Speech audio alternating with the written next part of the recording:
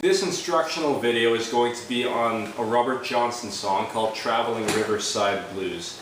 And the tuning for this song is open G Spanish style. The tuning for which, for each string, you'll see in the info section. And a capo on the 2nd fret. So what I'll do is start with the intro. I'll just play the intro once through, get the intro down, and then I'll go over what Robert Johnson does while he sings. So this is the intro.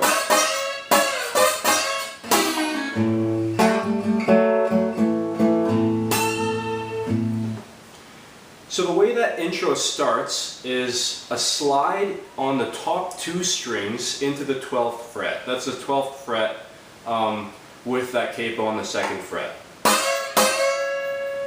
So slide in twice, then almost up to the 13th fret, slide down, and then slide back into that 12th fret twice. So altogether that's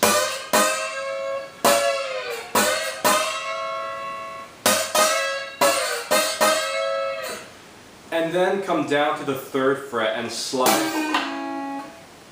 down to the 2nd fret and then have the 2 top open strings ring out.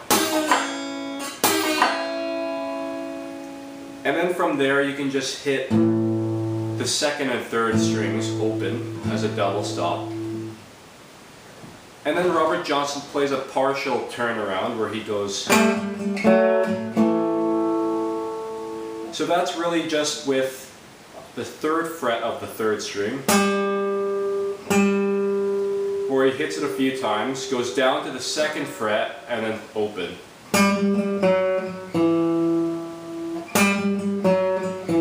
But he also adds in that 4th string as well.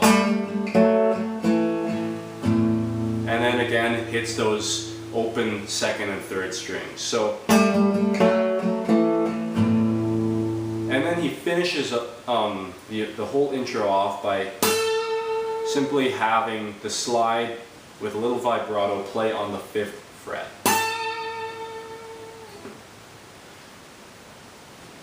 So what Robert Johnson does while he plays over his singing is probably the more interesting part of this song, and I think it's really cool because it's sort of a lineage of Charlie Patton's song, Banty Rooster Blues. And you'll be able to tell if you watch the other video that I just posted on it, you'll be able to tell the similarities and sort of the, what Robert Johnson obviously heard from probably Patton himself and adapted with his own style.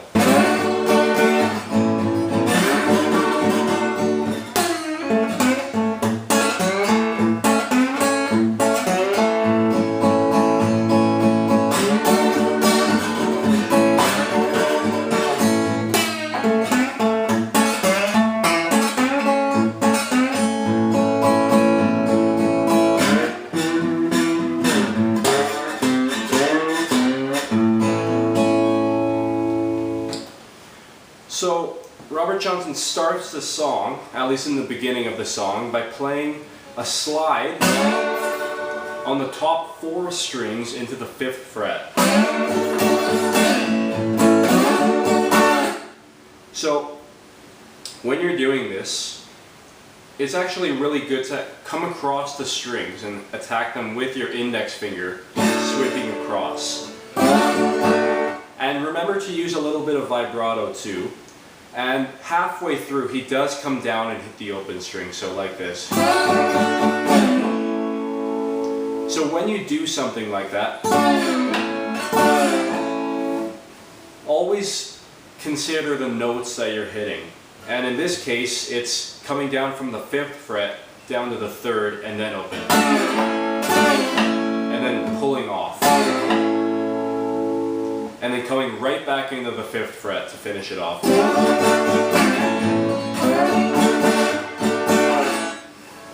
And that covers that first part. Then comes the interesting part.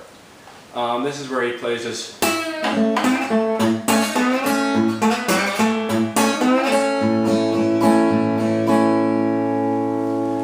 So this is kind of complex because he does change it a lot, and I'll show you all the variations he plays, but this will be the basic form where he plays. That's how I'll start it off. So it'll be a double stop with the second and third strings, and then sort of snapping the fourth and fifth strings. And I forgot to mention that this is preceded by a little slide down, where I'll come down from the fourth fret to the second and pull off on the fifth string, and then hit the fourth string open. A Charlie Patton move from a sort of similar style on the same sort of song. And then this is where he plays that. So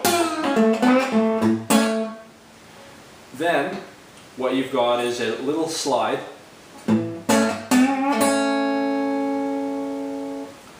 that comes into and sort of conveys that fourth fret on the fourth string. And then you hit that B string open.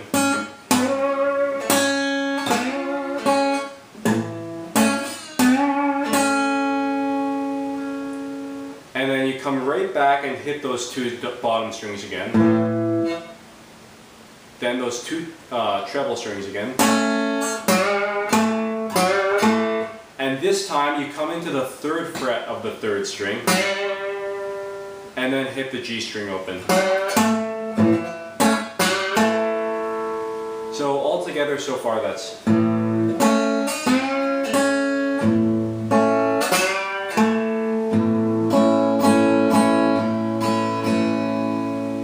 And like you just heard, he'll sort of finish it off with some strum.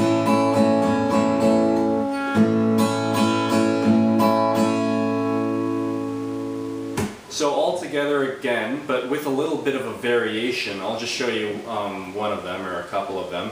He'll kind of play it like this.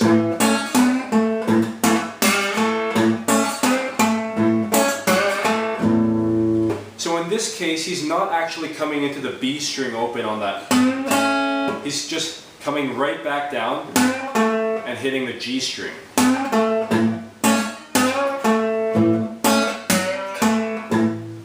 Rather than what we played earlier.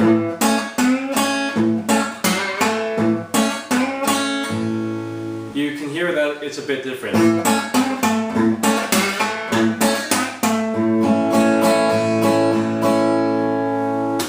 And so those are the sort of things that you can play around with, and you can really play a lot of aggressive vibrato to get a really nice sound out of it.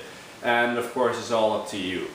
And sometimes, in fact, for most of the song, Robert Johnson doesn't actually come in and slide in the fifth fret while he plays a 4 chord. He'll actually do this move where up to this 12th fret, around the 12th fret, he'll go.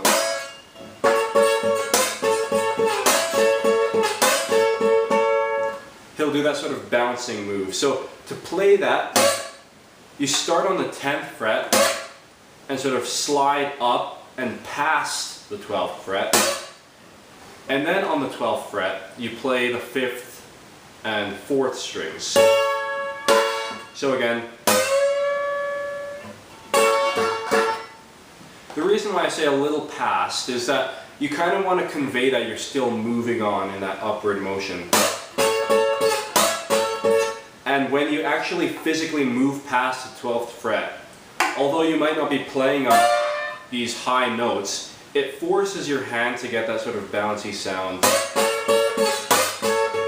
And that sort of staccato sound is going to be what you want. So then when you do this, the way you enter back into that other lick will be as follows.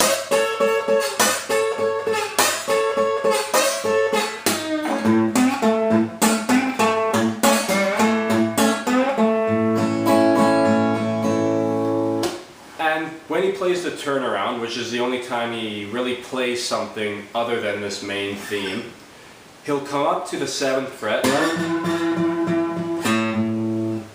and play 8th notes. And you kind of want to have a lot of slide. It makes for a little bit of a frantic sound. and right back down to the open as you saw. And then to the 5th fret. 5th fret down to the 3rd. And then almost up to the 7th. Back to the 3rd. And then open. And all throughout this you want to be sliding up to each note.